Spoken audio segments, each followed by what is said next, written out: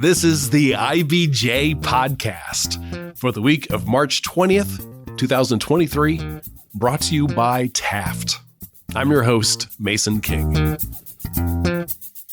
Welcome back to the podcast, everybody. After the immediate fallout of the Great Recession, apartment development in downtown Indianapolis surged. Since 2011, between 500 and 1,400 apartment units have been added each year for a total of more than 9,000 units. Even if we just look at the last decade, the number of downtown apartment units has more than doubled to the current total of about 15,000 units. That increase has corresponded to a surge in the total number of people who live downtown.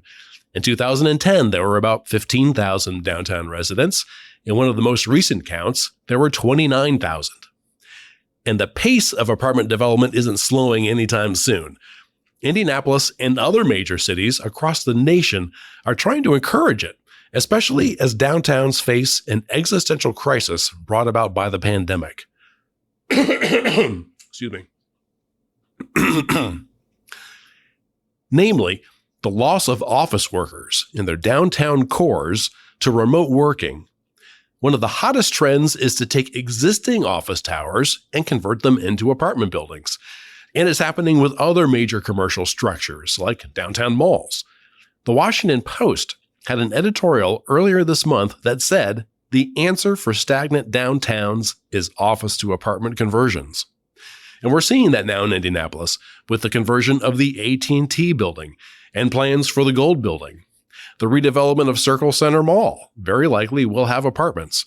And as the city tries to find new uses for past their prime municipal properties, it's often making residential uses a priority. It sounds like the very character of downtown Indianapolis is in the midst of a transition. For this week's edition of the podcast, we have a three-person panel to explore the reasons behind the recent surge, the city's desire to encourage apartment development, and future prospects for continued development and how that could affect downtown. Joining us are apartment market specialist George Tikkajohn, real estate developer Eric Gershman, and Deputy Mayor of Economic Development Scarlett Andrews. Here's our conversation.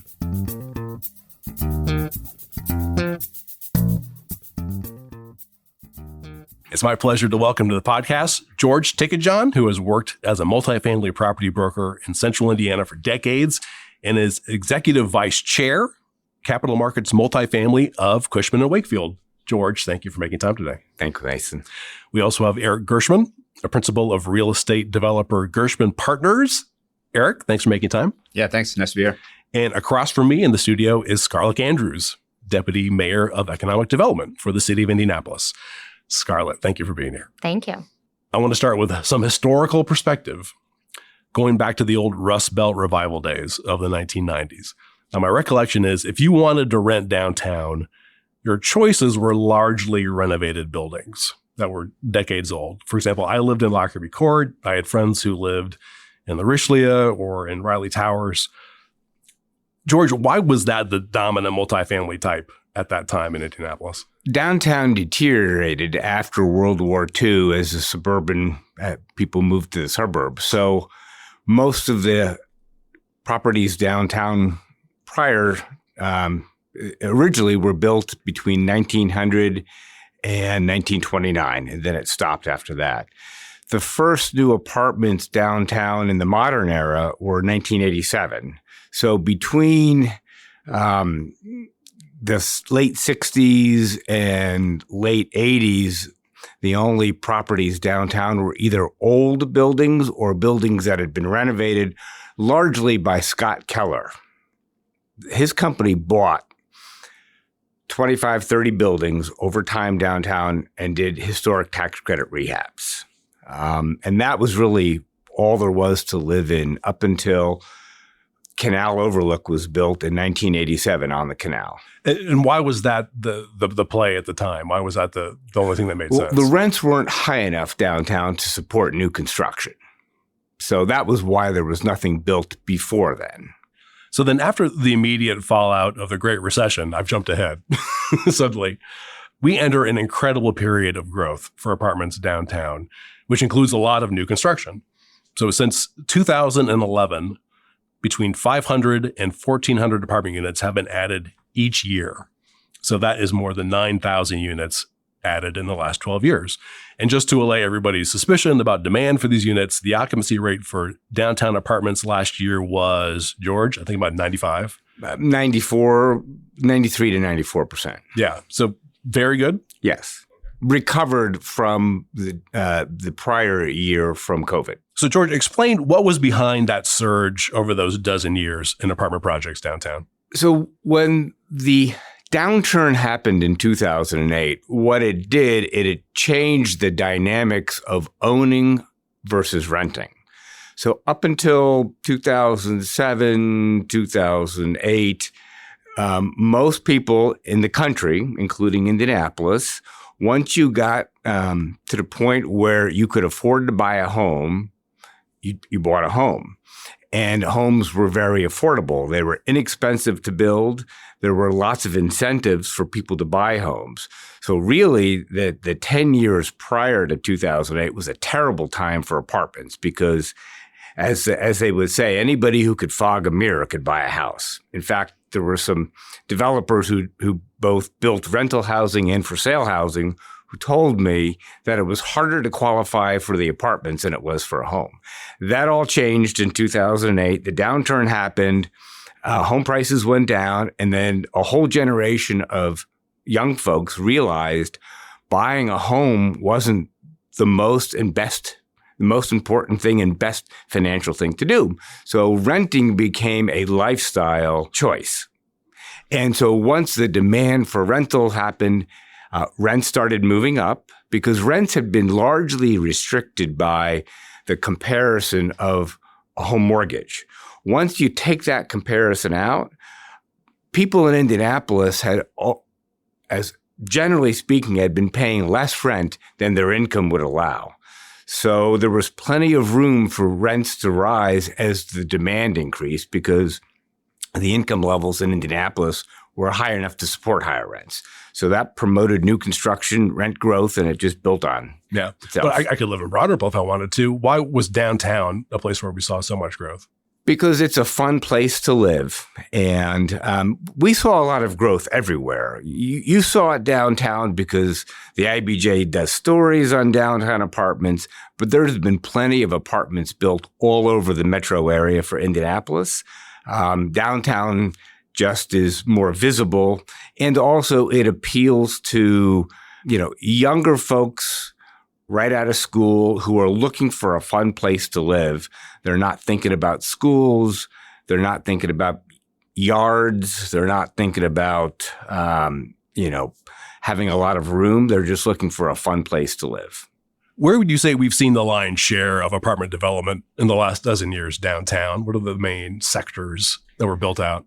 Well, the hub is Mass Avenue. Mass Avenue is where the fun stuff is. So people, they live downtown because it's fun. There's things to do. So as close to Mass Avenue as possible has been sort of the hub.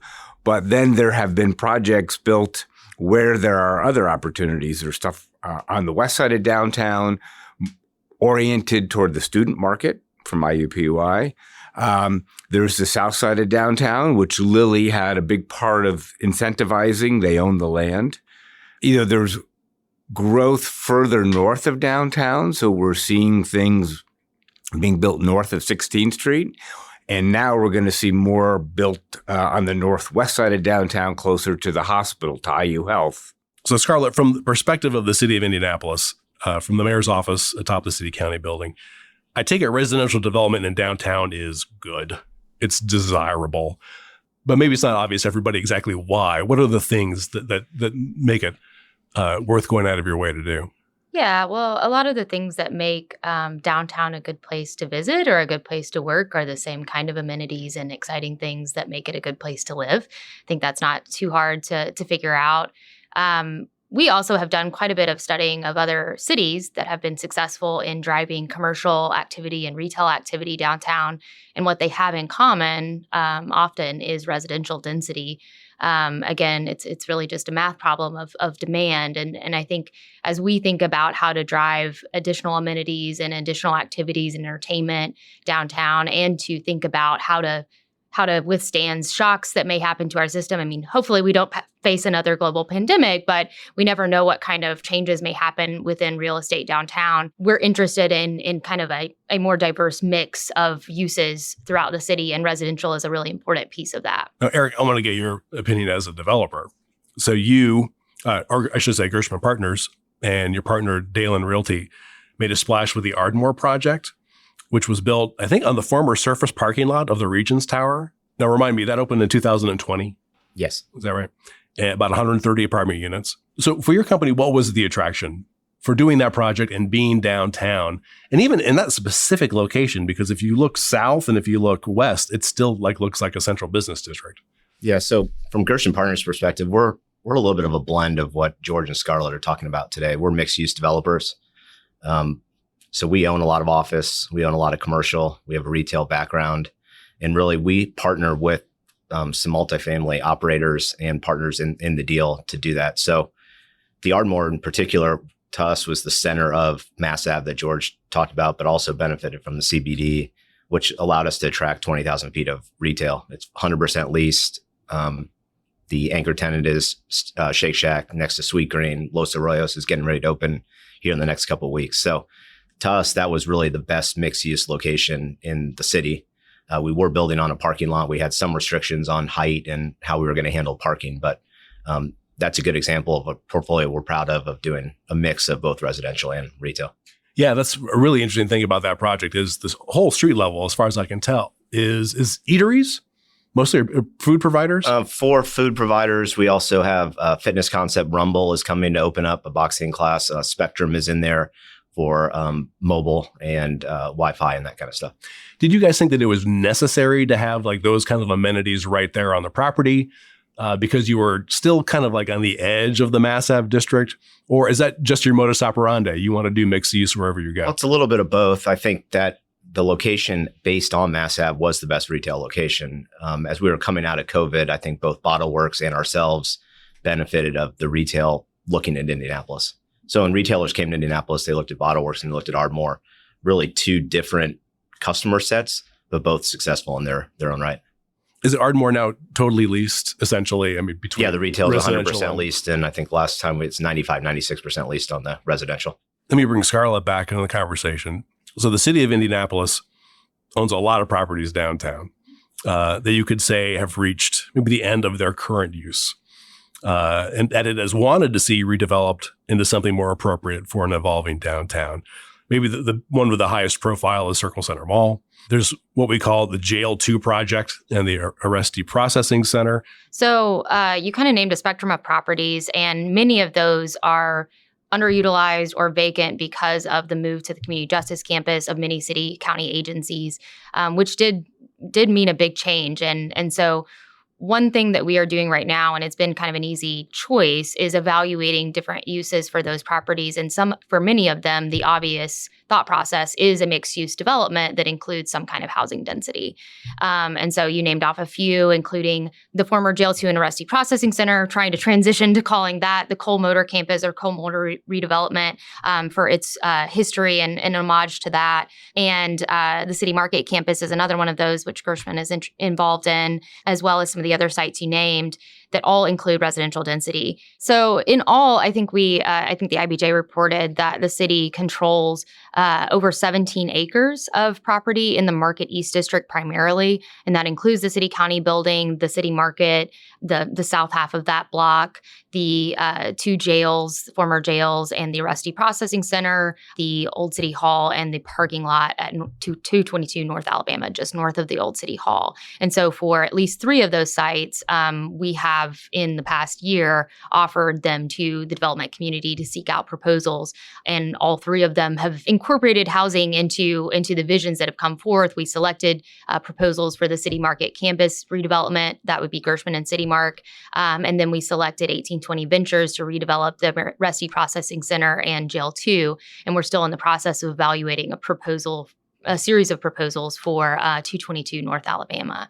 But yes, a lot of ideas about residential right now. And I think it is just indicative of both the occupancy rates that we're seeing in downtown residential, but also just kind of an optimism among developers and lenders in terms of residential growth in the area. So let me just back up for a second because I have a few details about two of those projects. So a developer has agreed, I think it's 1820, to a $120 million overhaul of the Jail 2 and Arrestee Processing Center. That includes more than 100 apartments, plus an event center, a retail space, a co-working office area, and a joint venture of Gershman Partners and City Mark is planning a $175 million plus redevelopment of that downtown block that includes the City Market and the Gold Building.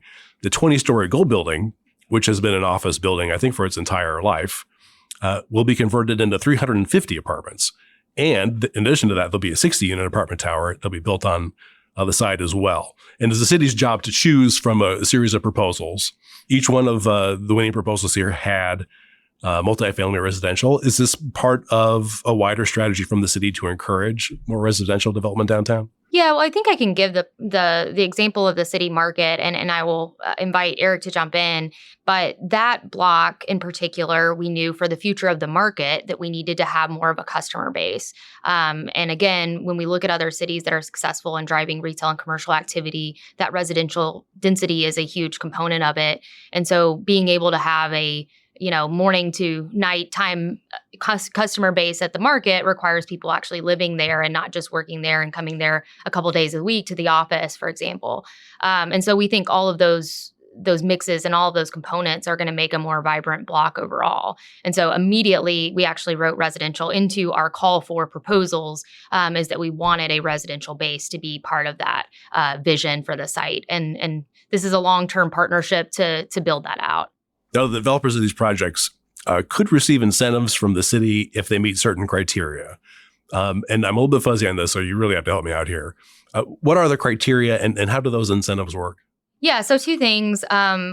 We do frequently incentivize multifamily projects. And in particular, we're interested in projects that integrate mixed income components. And so we're really interested in driving workforce and affordable housing and mixing those with market rate housing. And that can be really challenging. And we usually have to work with the developers on what that mix looks like and how our incentives fit into the project. But that's something that's been important to Mayor Hogsett and to this administration and how we use our public dollars is integrating affordable and workforce housing, depending on the project. The other thing that I would mention is, and again, the City Market block is a good example, although there are several other examples downtown, is conversions of office to residential, which is something that we're starting to see more and more of. We already had a project or two before the pandemic that were implemented, but we're learning a lot more about what it takes to do that kind of conversion and which buildings lend themselves well to that. And we're interested in how our incentives fit into those projects. Not all of them are going to create the same kind of incremental property tax growth that lends itself well to a tax increment finance structure. Some of them may work better for a tax abatement, but we do want to be encouraging of real estate uses that are going to be supported by our downtown market. When we say incentives, just very in an easy to understand way, what would those mean? At a very basic level, the two tools that we use most frequently for real estate development are tax abatement and tax increment financing. They both depend on capital investment that increases the base property taxes. And what are you discovering about that process as you dive into it? Yeah, Scarlett alluded to, and the city's coming along in a lot of these discussions. It's very complicated, not just the zoning and the land use, but not every building is set up to be converted. We're lucky we have an asset that is. The floor plates are a good size. The center core of the elevators are well positioned. Removing the glass and upgrading the building is something that is doable, but not every office building is going to be a candidate for for a conversion. Rectangular buildings are good. Square buildings are bad. Yeah, that's simple. You got to be right? oriented around windows enough in terms of your floor plate. You have to have enough exterior space so that there's enough window space for all the units. So the other big office building to apartments renovation that we've written about recently is the $80 million conversion of the AT&T building, which is just north of Monument Circle, about a block north on Meridian Street. That's a project of Indianapolis-based Keystone Corp. And the city provided incentives for that project as well. And that kind of fit the bill for what you're trying to accomplish. Yeah, and that project was actually proposed pre-pandemic, but the building as an office space, it kind of lived out its usefulness. And so so Keystone came to us and proposed the conversion to residential. At the time, we weren't really seeing these kinds of projects, but they finished it last year and started leasing up. I believe they're doing quite well, and talking to them about that. They did face a lot of challenges as it came to the conversion and getting permits and inspections and working through the kind of complex process that it is. But it's a beautiful product, and I think is kind of indicative of what you may see here or in other buildings or in other cities. More kind of a hospitality style residential development. Yeah, and I think as you alluded to, my understanding is that this kind of project is on the radar of every major metropolitan area due to the sudden shift to remote working during the pandemic, though this project actually started before. So a lot of office users in big towers have either reduced the amount of space they're using or are planning to reduce the amount of space they're using, which has kind of created this existential crisis for downtowns across the country. Not just downtowns, even suburban office buildings are challenged.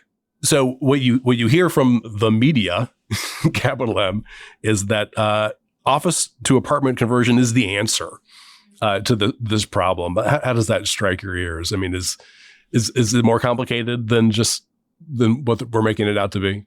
Yeah, I think it's a little bit more complicated. I might be more bullish than most, but I don't think office is dead. I think it's going to be reconfigured, repurposed, and people are going to want to come back and be in offices. They just want it to be a good environment. They're going to be more, protective of their time, the commute.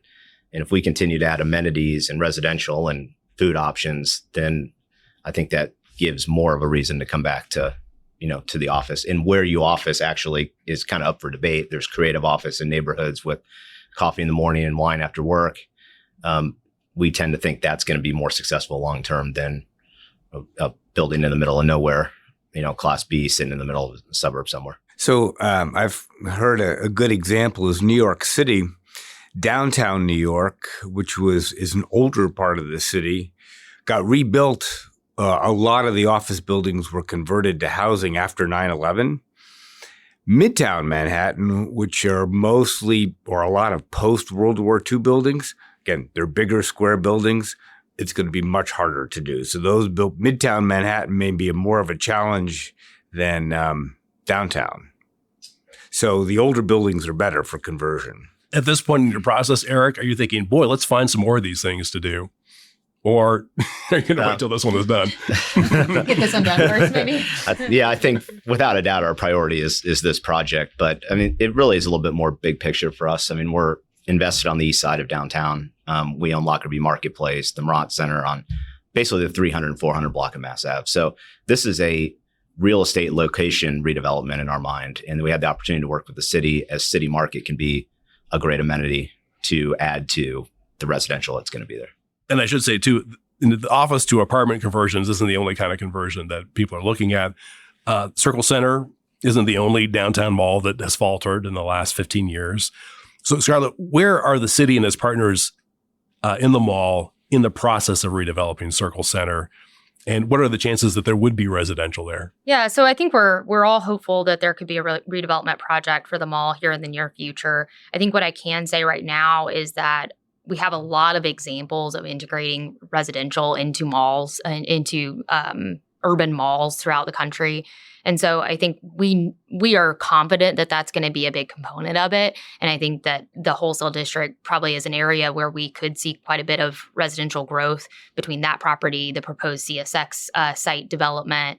And so we think there's quite a bit of opportunity there. I don't know that I can speak too much about the upcoming plans other than to say that's going to be a primary component of it. Okay, let's take a quick break to hear from our sponsor. This is the IBJ Podcast. Taft, today's modern law firm. With more than 800 attorneys in 8 primary Midwest markets and the District of Columbia, we provide solutions to the business issues facing middle market and emerging companies alike. We do this through a highly collaborative and inclusive team approach. Taft, the modern law firm. To learn more, visit taftlaw.com. All right. We're back with this week's edition of the IBJ podcast and our discussion with Scarlett Andrews, Eric Gershman, and George Ticketjohn about the surge in apartment development downtown and what comes next. Yeah, the city's involvement in the mall is unique. So we have a ground lease there, but we do not own the mall itself. And so the way in which we would work with a potential developer and the ownership group on a repurposing of the mall, it looks different. We are going to have to work with the existing ownership group, and as I said, kind of a new developer that they may select or that they may bring to the table. And this is only of interest to me and maybe our real estate reporter, Mickey Shuey. But when we say ground lease, so the city owns the ground. It has leased the ground to the owners of the mall, which is a conglomeration of local companies. They own the mall, but you are all working together to find a way to redevelop the mall, repurpose the mall. Yeah, the city will have to be at the table because we own the ground. We also own a couple of the garages and the Carson's former airspace.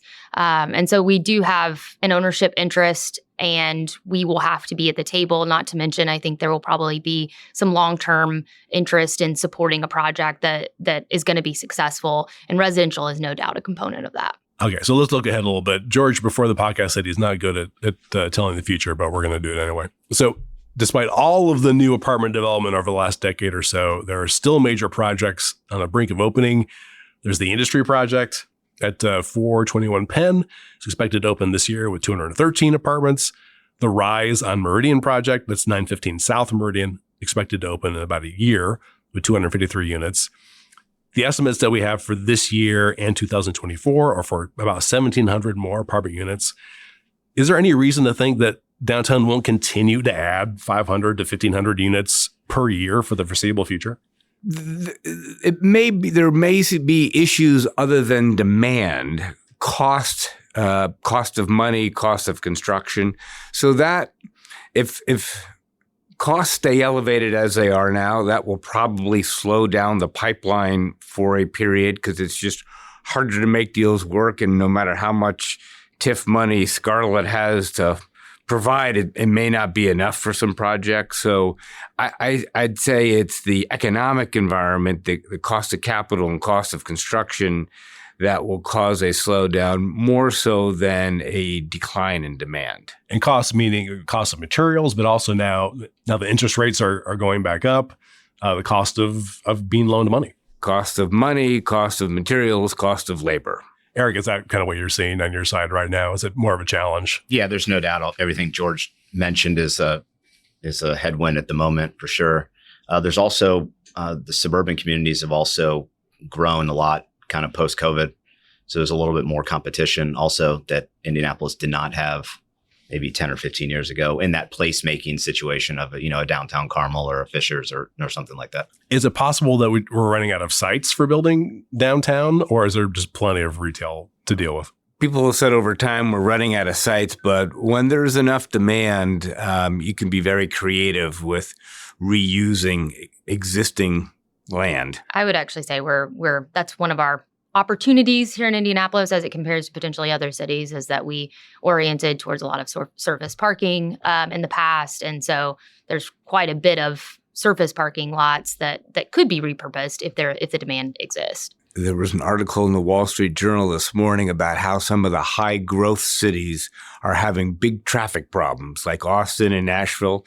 So just more reason for people to come to Indy. Our road system is great, and you can have a car and get around really well still.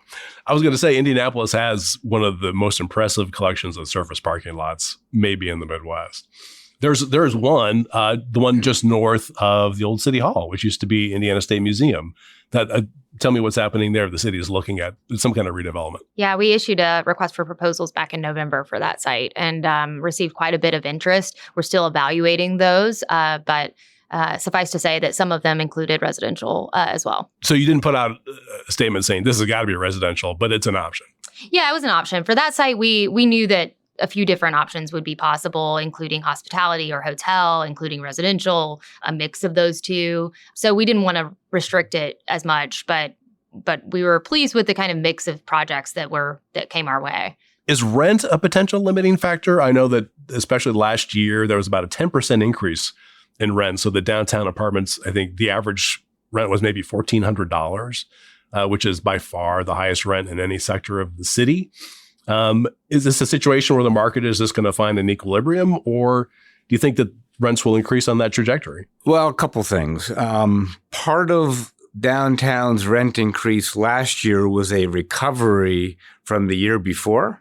And overall, Indianapolis had a 14% increase. So downtown was less than the overall. So it wasn't anything downtown oriented where the rent increase was so high. It's just most cities saw that, and we saw it throughout Indianapolis.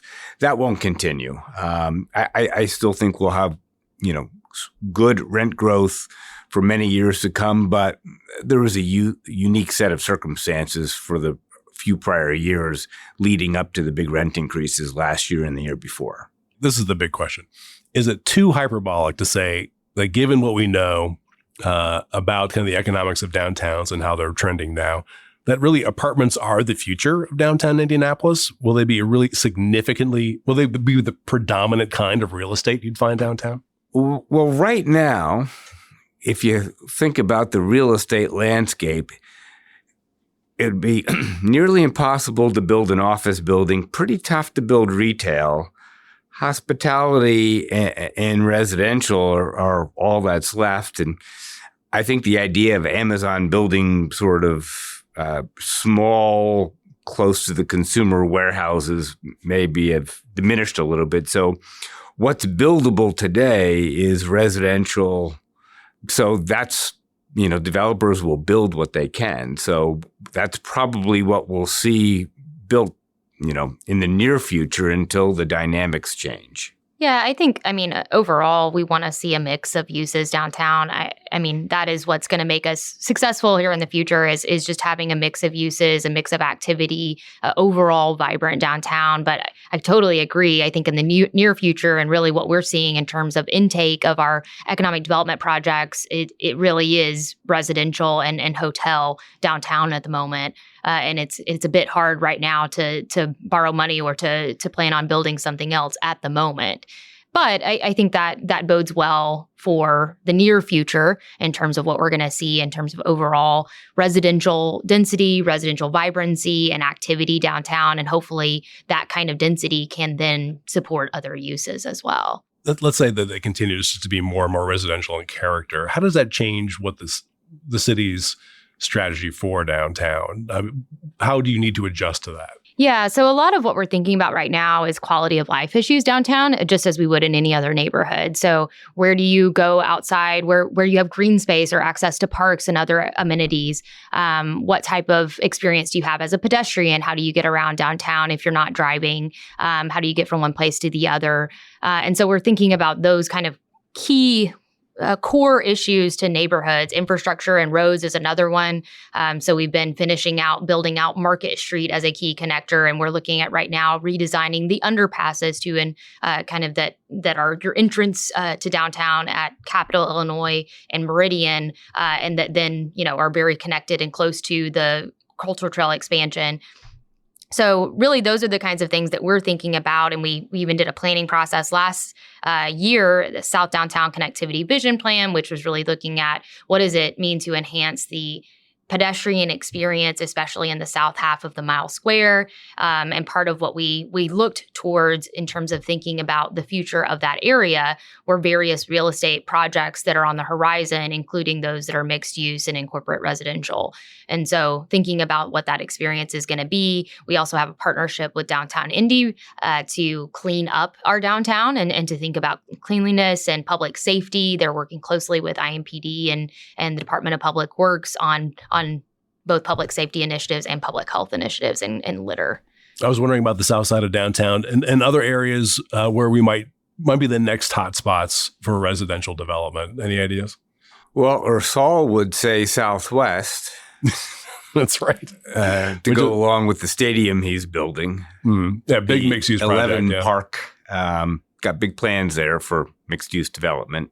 And that's the old Diamond Chain site. Right. And it's just across the bridge from Elanco. So, there's a lot of new development going on, or will be going on in that corridor. Yeah, and Lucas Oil Stadium as well. Any other ideas? I think we may see what we kind of understand as traditional core downtown expand a bit in terms of growth. George mentioned the Lanco site and the bridge that's being built across the White River. There's a potential or opportunity, I think, for mixed-use development on that site in addition to Lanco, but also obviously 11 Park. 16 Tech, I think, has an opportunity for residential expansion there, and the IU Health District, and they have the northwest side of town, whereas right. the Lanco is the southwest side of town. Right. So Northwest, thinking about the IU Health investment that they're making and property that frankly they control right now that could be converted to private development. And 16 Tech is close by. The east side of town, as I talked about earlier, Market East, and even going over into the Near East Side, the Elevator Hill District. So there's quite a few areas that I think have opportunity for expansion that are not in the Mile Square or are just outside of kind of the core. I think another big opportunity for downtown and that we're excited about and will almost surely mean more people in general is Purdue University and IU Indianapolis's kind of separate commitments to downtown Indianapolis. And obviously, IUPUI has a quite large footprint on the west side of downtown right now. We expect there to be some combination of those two universities having a footprint in downtown in the future, which, as I said, will almost certainly mean expansion of student housing and potentially other residential. Eric, for you guys, is any more projects on downtown or for downtown on the horizon, or are you going to stick with what you got right now? Yeah, we have a few. Most of them are out there in public, and we're going to start construction here shortly. One we haven't mentioned today is in Fountain Square, another great area of downtown that really took off. It was really on fire before COVID, but even after, it's got a good neighborhood feel, good, strong residential, good restaurant, retail. So yeah, we're redeveloping the old White Castle Distribution Center there into a mixed-use 200 apartments and 13,000 feet of retail on the Cultural Trail. Interesting enough, Fountain Square was, the project was well received even by private homeowners that have redone their houses. They're looking for more people. They're looking for housing for some of the people that are working in the coffee shops and the restaurants. So it really was even better received than we anticipated from just activation of the street in the mixes of uses. Yeah, and again, you're taking a pre-existing site that had another use, and you're coming in and bringing apartments in. Well, guys, thank you so much for your time. I really appreciate it. My thanks again to our trio of panelists, Scarlett Andrews, Eric Gershman, and George Ticketjohn. And folks, before you get on with the rest of your week, there are a few stories in the latest issue of IBJ I want to draw to your attention. First up, the kind of train derailment that forced a mass evacuation in East Palestine, Ohio is rare, but every city and town with freight tracks running through it must consider the possibility. In Indianapolis, derailment of a train carrying hazardous chemicals downtown would be a massive emergency affecting tens of thousands of people and the city's economy. Mickey Shuey of IBJ reports. Also in this week's issue, Peter Blanchard explores findings that marginalized populations in the Indianapolis area have been enjoying a bigger share of economic gains. And Susan Orr reports that Steak 'n Shake has shaken a prolonged slump and returned to profitability as it focuses on self-service dining. You can find these stories in the latest print edition of IBJ or online at ibj.com. I will say that it is easier to access all of the latest local news about business and politics and all of IBJ's data on Central Indiana's business community and economy if you're a subscriber. And you may not know that we have wrapped all of IBJ's content together with all of the stories, columns, and podcasts from our sister publication, Inside Indiana Business. And that works out to about $3 per week for actionable information about every notable business development across the state. You won't find Indiana's story told with this kind of breadth and depth anywhere else. Just go to ibj.com and click on the subscribe button. And thanks again for making time this week for the IBJ podcast. I'm Mason King. Hang in there, everybody. We'll be back again next week.